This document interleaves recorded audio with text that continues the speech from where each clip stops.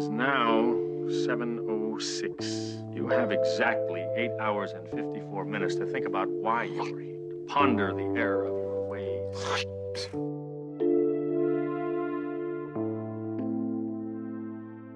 Few films capture the spirit of teenage rebellion like The Breakfast Club. Released in 1985 and written by John Hughes, it brought 5 students from different worlds together in Saturday detention and turned their emotional struggle into a timeless coming-of-age story. But behind the iconic moments and simple setting lies a maze of secrets, improvisations, and controversies most viewers never knew existed. From bizarre production choices to unsettling deleted scenes, the movie hides layers that make it stranger and darker than its cheerful image suggests. So, let's uncover 20 of the weirdest, most shocking truths behind The Breakfast Club, beginning with facts so surprising they could change how you see this 80s classic forever. The deleted darker director's cut. Before the version we all know, The Breakfast Club reportedly had a far darker tone. According to long-standing industry whispers and crew recollections, writer-director John Hughes originally shot an extended cut, lasting nearly 2.5 hours. Within it, deleted scenes revealed bleak and tragic fates for each character. Allegedly, Bender was shown committing suicide, Claire undergoing plastic surgery, Brian dying of a heart attack from stress, and Allison becoming a forgotten poet. These elements would have shifted the film's message from hopeful rebellion to existential despair. Some reports claim Hughes wanted to underline the long-term consequences of social labels, how adulthood might crush youthful defiance. But the darker footage never reached theaters, and Hughes himself later trimmed the story for pacing and tone. To date, that extended version remains unreleased and possibly lost. Yet, cast members including Ali Sheedy have hinted at unseen material they once filmed but never viewed again. Whether those specific tragic outcomes ever existed on celluloid is uncertain, but the evidence suggests the film could have once explored the destruction of innocence instead of its preservation. It is a haunting thought. The movie that taught a generation to look past stereotypes may have originally ended with despair instead of understanding. The oregano joint scene. One of the film's most memorable scenes shows the 5 teens passing around a joint, symbolically breaking social barriers in a smoky haze. But what they were smoking wasn't marijuana, it was oregano. Production sources reveal that because some of the actors were underage and the studio wanted to avoid legal or moral complications, a harmless kitchen herb became the stand-in for pot. In 1980s Hollywood, teen drug use on screen was already controversial. Using oregano gave the illusion of authenticity without any real risk. The cast still had to inhale it repeatedly for multiple takes, and several later joked that the smoke was so thick it burned their throats worse than the real thing. Ironically, the scene's realism came from their discomfort. The laughter, coughing, and dazed body language weren't entirely scripted. They were natural reactions to the irritation caused by the substitute smoke. This moment, intended to show their rebellious unity, became a strange exercise in method acting without actual drugs. The production team's solution also reflected how carefully John Hughes balanced realism with studio censorship. The Breakfast Club wanted to depict authentic teenage life, but without crossing moral boundaries that could endanger its PG-13 rating or public image. So, that unforgettable haze of teenage liberation, it smelled less like weed and more like an Italian kitchen. The dandruff scene used Parmesan cheese. Few moments in The Breakfast Club are as oddly memorable as Allison's dandruff snowstorm. While sketching quietly, she shakes her hair, letting white flakes drift over her drawing. It looks like dandruff, but what the audience actually sees is Parmesan cheese. According to behind-the-scenes accounts, the filmmakers needed something that would catch light under the cameras while falling slowly enough to look visible. Real dandruff would have been too fine, and soap flakes reflected light unnaturally. So, someone suggested food. Parmesan cheese turned out to be the perfect choice. It was light, flaky, and had a believable texture. For Ali Sheedy, who played Allison, the moment became iconic. She later explained that her character's peculiar habits reflected a misunderstood artistic personality rather than pure weirdness. Ironically, what was supposed to look unappealing on screen was literally edible and aromatic. The crew reportedly laughed between takes as the smell of cheese filled the air while the camera rolled. This inventive choice demonstrates John Hughes' commitment to practical creativity. Instead of relying on visual effects, his team used ordinary materials to achieve realism. What began as a minor prop decision has become one of the film's most discussed behind-the-scenes anecdotes, a scene that's both visually poetic and strangely appetizing. So the next time you rewatch that sequence, remember, Allison's loneliness and self-expression were brought to life by a sprinkle of grated cheese. The oppressively hot library set. The iconic library where the Breakfast Club unfolds wasn't a real school library. It was a massive set built inside a high school gym. Specifically, the crew transformed the gymnasium of the closed Maine North High School in Des Plaines, Illinois, into a two-story library with glass walls, staircases, and skylights. It looked stunning on camera, but in practice, it was a nightmare. Because of the heavy lighting required for film exposure, the temperature on set routinely exceeded 110 degrees Fahrenheit. Cast and crew members recalled feeling dizzy during long shooting days. Some production staff had to stay awake in an upstairs observation area just to ensure no one fainted during takes. John Hughes wanted the set's layout to visually trap the students while symbolizing their social barriers. Ironically, that design also trapped heat. The intense discomfort added a subtle authenticity to the characters' frustration and exhaustion. Emilio Estevez later joked that the sweat scene in certain scenes wasn't acting. It was survival. The Maine North High building, long abandoned, became a time capsule of 1980s film history. After production ended, it was used temporarily by the Illinois State Police before eventually being repurposed for training. What appeared on screen as a calm, air-conditioned school library was, in truth, an overheated pressure cooker that forced real tension into every performance. The iconic fist pump was improvised. Few images define the Breakfast Club more than Bender's triumphant walk across the football field, raising his fist to the sky as "Don't You Forget About Me" plays. That single moment became one of the most iconic freeze frames in cinema history, but incredibly, it wasn't in the script. Judd Nelson, who played John Bender, improvised the gesture during the final take of the day. Director John Hughes loved it so much that he kept it as the ending shot, and the pose perfectly captured Bender's rebellious spirit and sense of quiet victory, a simple act of defiance that resonated with audiences around the world. According to interviews, Nelson felt that after everything his character had endured, Bender wouldn't walk away defeated. The raised fist was his personal statement of survival and pride. The crew wasn't even sure how to end the shot until Nelson's spontaneous action gave it emotional closure. Over time, that moment became one of cinema's most referenced images, appearing in everything from Pitch Perfect to Easy A. It's a universal symbol of teenage triumph against misunderstanding. The fact that it was born from pure instinct, not planning, makes it even more powerful. A single improvised movement turned an ordinary ending into a cultural emblem, proving that sometimes the most unforgettable moments in film happen when no one expects them. Molly Ringwald originally cast as Allison. Before she became the stylish Princess Claire Standish, Molly Ringwald was supposed to play Allison Reynolds, the eccentric outsider. According to multiple production accounts, John Hughes initially offered Ringwald the role of Allison, the basket case, believing she could portray a misunderstood loner with depth. However, Ringwald disagreed. She insisted that she identified more with Claire, the popular but emotionally complex girl, struggling beneath her privileged image. After discussions with Hughes, he switched the roles, giving Ali Sheedy the part of Allison instead. This decision completely altered the film's emotional balance.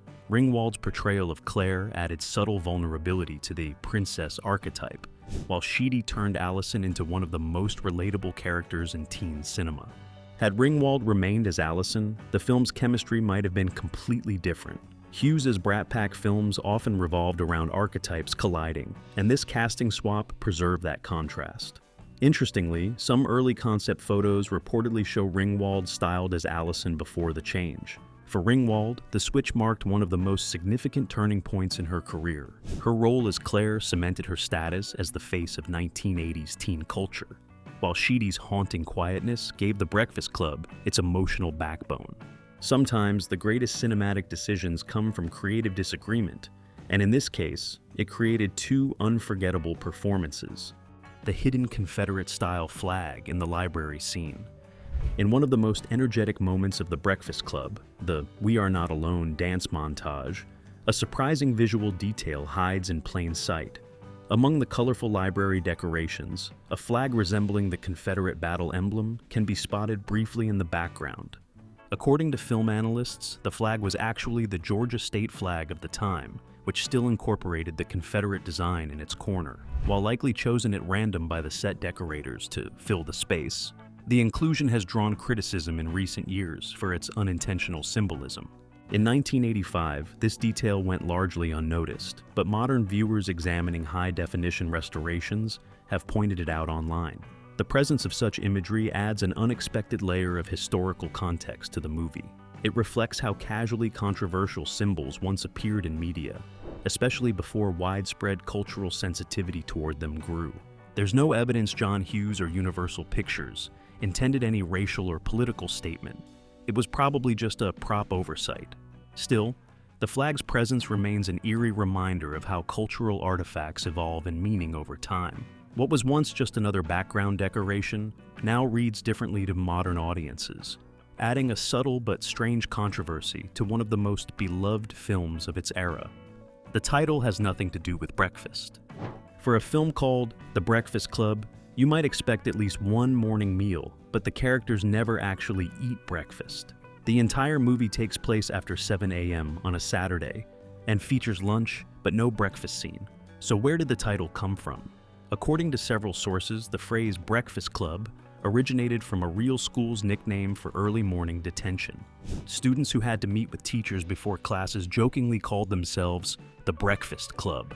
John Hughes heard the term from a friend's son and decided it perfectly captured the spirit of reluctant unity. The irony is that the film's detention happens on a Saturday, no classes, no early morning routine, and no breakfast. Still, the name works metaphorically. It implies a forced social gathering where people from different circles share something in common, even if it's just time and boredom. The title's mismatch between literal meaning and emotional tone adds to the film's charm. It's quirky, memorable, and slightly misleading, much like the story itself. Fans have since debated whether Hughes intentionally used the title as irony or simply liked its rhythm.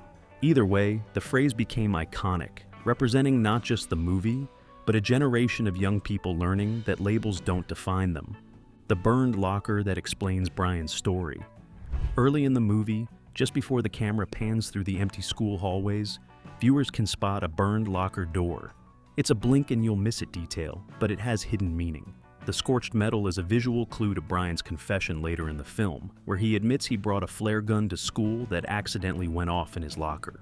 This small piece of background storytelling connects the film's opening visuals with Brian's inner turmoil. John Hughes was meticulous about such details. By showing the locker before the audience even meets the characters, he quietly foreshadows one of the most important emotional reveals in the movie. Fans on Reddit and in film analysis forums have since discussed the scene as an example of Hughes' visual storytelling. The burned locker makes Brian's later monologue feel more grounded, turning what could have been a throwaway joke into a dark commentary on academic pressure. It's easy to miss this link unless you've watched the movie multiple times, but it demonstrates how The Breakfast Club was crafted with symbolic care. Even in a film mostly set in one room, every background detail mattered. Next time you see that empty hallway, remember, it's not just setting the tone, it's whispering the story of a lonely student who almost made a tragic choice. Genuine reactions on set were unscripted. One reason that The Breakfast Club feels so authentic is that many of the actors' reactions were completely real. John Hughes often encouraged improvisation, allowing the cast to explore emotions naturally. In one memorable example, when the janitor Carl asks for $50 to keep the principal's secret, Paul Gleason's reaction was spontaneous. He wasn't expecting the line. Moments like this added realism and unpredictability to the film. The cast, many of whom were in their 20s playing teenagers, were told to think and respond as if they were truly trapped in detention. Hughes trusted their instincts, often letting the cameras roll long after the scripted dialogue ended. Several monologues, including Judd Nelson's emotional outburst about his abusive father, were partly improvised. Hughes was known to film multiple takes, then splice together the most authentic ones. What looks perfectly written on screen is sometimes just raw emotion caught in real time. That spontaneity is why The Breakfast Club doesn't feel like a typical 80s teen comedy. It captures awkward silences, overlapping speech, and emotional bursts that couldn't have been rehearsed. Hughes later said he wanted the film to sound like how teenagers really talk. Unscripted reactions gave the film a heartbeat and made its dialogue timeless. The real high school setting. Hughes's unforgettable detention setting wasn't just a Hollywood studio. It was filmed inside Maine North High School, a real abandoned high school in Des Plaines, Illinois. The production crew transformed the school's old gym into the iconic library set, carefully constructing it from scratch because the real library wasn't large enough for filming. This choice lent the movie a haunting authenticity. The lockers, hallways, and classrooms were remnants of a real educational institution that had closed its doors years earlier.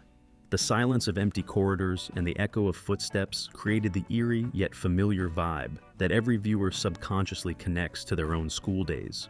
Filming in an actual abandoned school also brought logistical quirks. Cast and crew often reported odd noises at night, and some even claimed the building was haunted. Though unconfirmed, those rumors fed into the tension and realism of the characters' emotional outbursts, almost as if the walls themselves held decades of teenage angst. Hughes chose the location for both practicality and symbolism. He wanted The Breakfast Club to feel like a story that could happen anywhere, in any town, to any group of students. Shooting in a genuine empty school captured that sense of universality perfectly, making the building not just a backdrop, but a silent character in the film.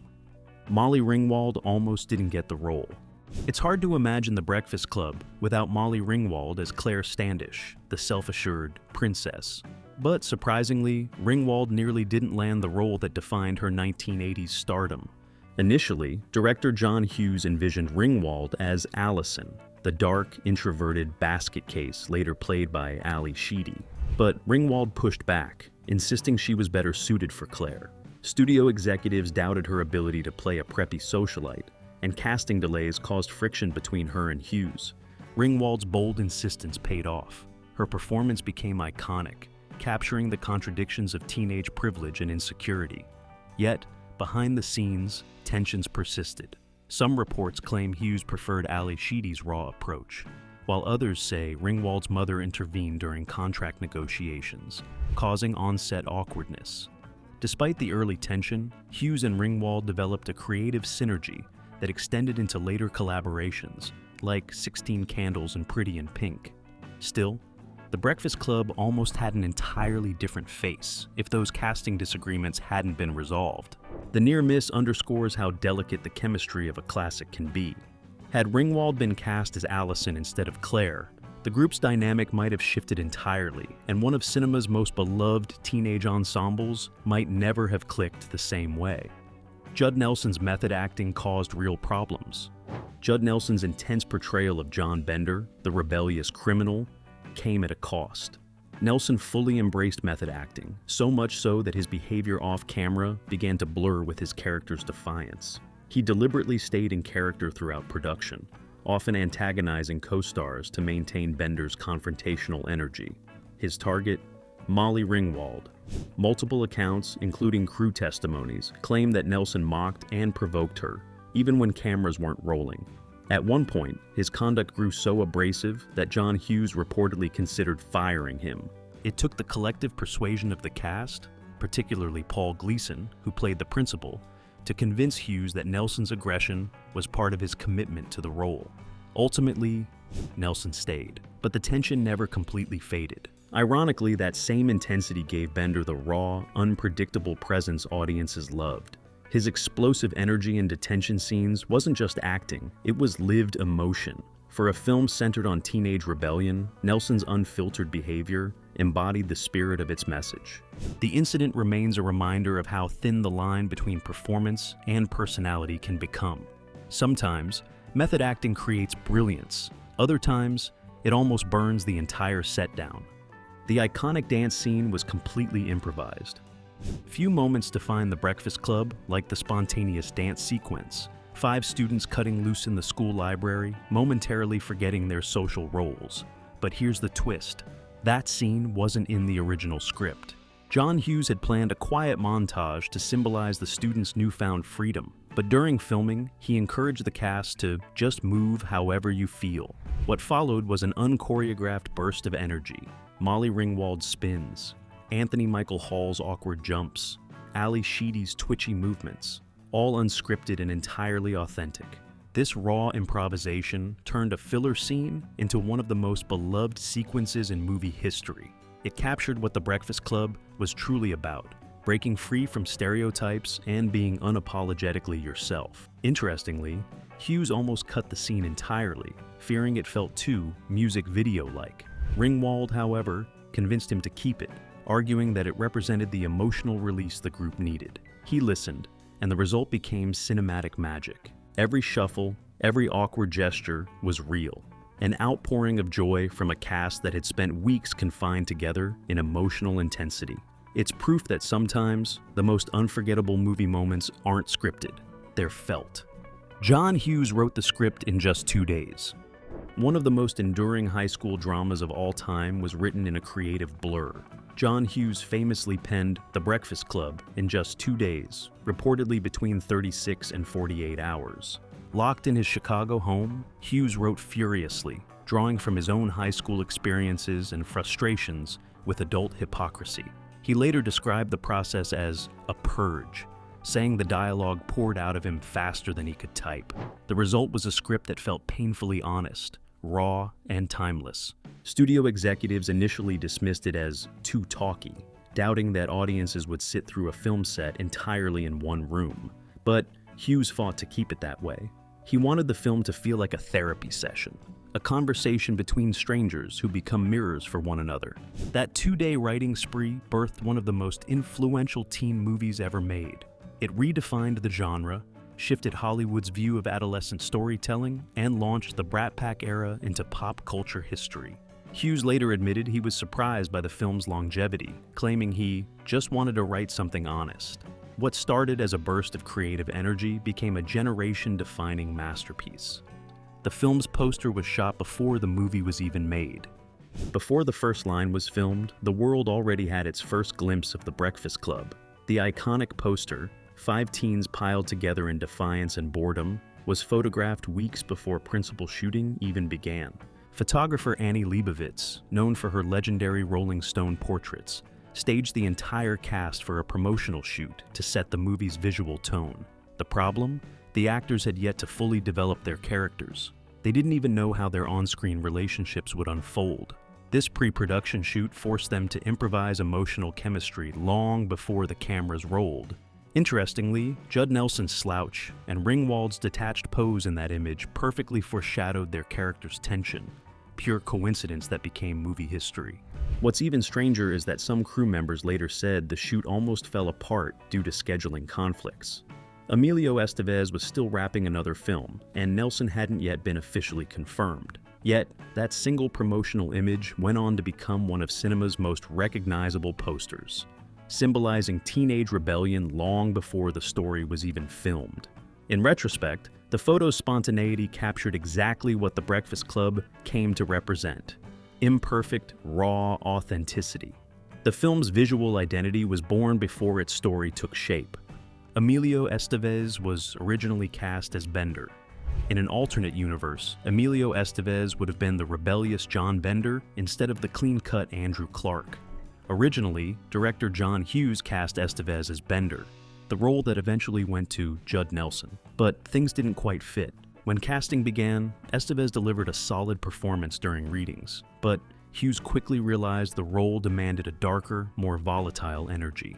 Nelson's audition captured the raw defiance Hughes envisioned for Bender, prompting a major switch. Estevez was then reassigned to play Andrew, the athlete, a move that reshaped the movie's entire chemistry. The irony runs deep. Estevez initially resisted the change, arguing that he connected more with the rebel archetype than the jock. But Hughes convinced him that playing Andrew would give him a chance to explore vulnerability beneath athletic bravado. The role reversal paid off. Estevez's emotional locker room monologue remains one of the most powerful scenes in the film, an unguarded confession that might never have happened had he stayed in the Bender role. This casting twist shows how serendipity often defines great cinema. A single change in casting altered the balance of personalities, and made the Breakfast Club dynamic so perfectly imperfect. A deleted scene revealed a totally different ending. Most viewers remember The Breakfast Club ending with Judd Nelson's triumphant fist pump in slow motion, but that wasn't always the plan. The original script had an entirely different, much darker conclusion. In the deleted ending, after the students finish detention, Principal Vernon finds a handwritten letter exposing his hypocrisy. He storms through the empty halls as the students leave, vowing revenge. The scene was shot, but ultimately cut for pacing and tone. Hughes feared it would undercut the emotional high of the final sequence. Even stranger, there was another unused scene involving Carl the janitor, played by John Capellos, where he discovers the group's letter in the trash and reads it aloud with a knowing smirk. It hinted that Carl, not Vernon, understood them best. Both scenes would have given the film a more cynical conclusion, emphasizing that the adults never change. But Hughes wanted a sense of emotional resolution and left audiences with Bender's victorious gesture instead, a symbol of rebellion, hope, and defiance. These deleted endings have circulated in script archives for years and reveal a fascinating what if about the film's tone. Without the now famous fist pump, The Breakfast Club might not have become the anthem of teen liberation it is today. There was almost a sequel. Yes, John Hughes once considered making The Breakfast Club 2, but his plan was nothing like the lighthearted reunion fans might imagine. In interviews during the late 1980s, Hughes revealed he wanted to revisit the same characters a decade later, each struggling with adult versions of their teenage identities. Bender would be in trouble with the law, Claire trapped in an unhappy marriage, Andrew working a corporate job he hated, Allison dealing with mental health struggles, and Brian battling disillusionment after college. Unfortunately, creative disputes ended the idea before it began. Hughes and Judd Nelson reportedly clashed so severely during and after production that Hughes refused to work with him again. Without Bender, the sequel simply wouldn't work. Molly Ringwald also expressed discomfort with reprising her teenage persona, saying she wanted to move beyond the high school girl archetype. With the cast divided, Hughes shelved the project permanently. It remains one of Hollywood's most intriguing what could have beens. The fact that Hughes once envisioned a darker continuation suggests he saw The Breakfast Club not just as a teen movie, but as a lifelong metaphor for identity and alienation. The movie was preserved in the National Film Registry. In 2016, The Breakfast Club received one of cinema's highest honors, induction into the U.S. National Film Registry by the Library of Congress. It was chosen for being culturally, historically, and aesthetically significant. This recognition cemented its status as more than just a teen film. It became an official piece of American cultural heritage, a story that captured the psychology of adolescence and the universal struggle for identity. The registry praised the movie's honest portrayal of youth in the 1980s, highlighting its enduring impact on storytelling and social dialogue. Few teen-centered films have achieved such status, standing alongside classics like Star Wars and The Godfather.